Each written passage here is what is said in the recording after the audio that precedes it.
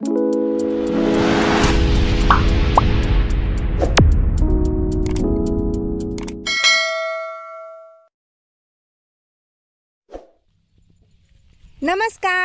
तुमची आमची पाककला या यूट्यूब चॅनलवर तुम्हा सगळ्यांचं स्वागत।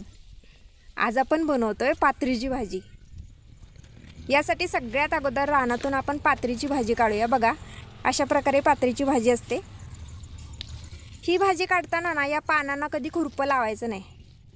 खुरपं लागलं त्या भाजीला की ती भाजी कडवट लागते। सगळी भाजी काढून झाली आहे, ती आता स्वच्छ अशी पाण्यानं धुवून घेऊया। आपले आजी आजोबा सांगायचे बघा, कुठली भाजी नाही खाल्ली तरी चालेल, पण पात्रीची भाजी आवर्जून खा।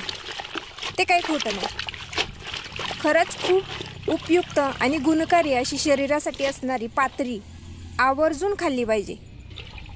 ही भाजी बाजरी आणि ज्वारी या सीझनमध्ये खूप येते।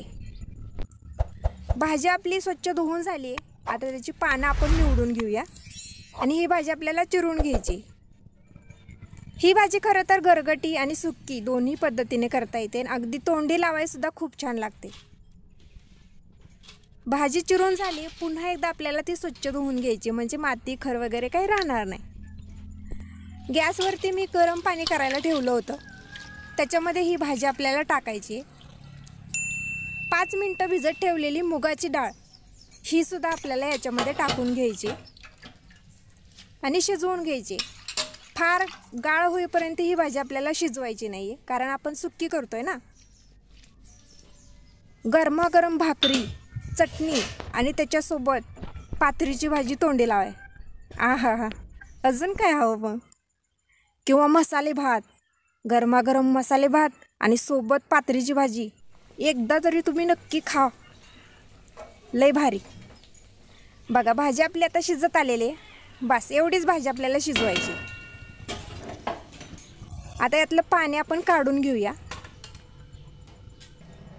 खरं तर ही भाजी थोडीशी दुर्लक्षित आहे।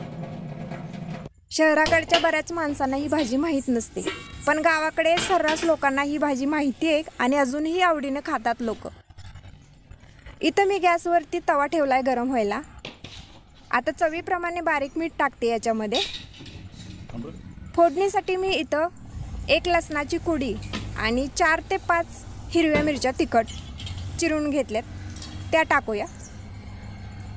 लोखंडीच्या भांड्यामध्ये आपण भाजी बनवली ना तर ती खरंच खूप छान लागते आणि त्याची चव अजून भारी लागते।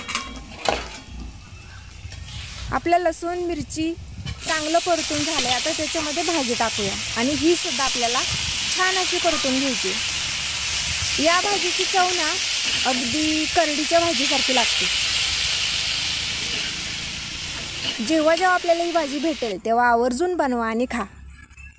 तुम्हाला जर माझे व्हिडिओ आवडत असतील ना तर आपल्या चॅनलला नक्की शेअर करा, सबस्क्राईब करा आणि हां, भाजी आवडली तर लाईक करा आणि ही रेसिपी तुम्हीही बनवा आणि खा। पात्रीची भाजी आवर्जून एकदा तरी खा।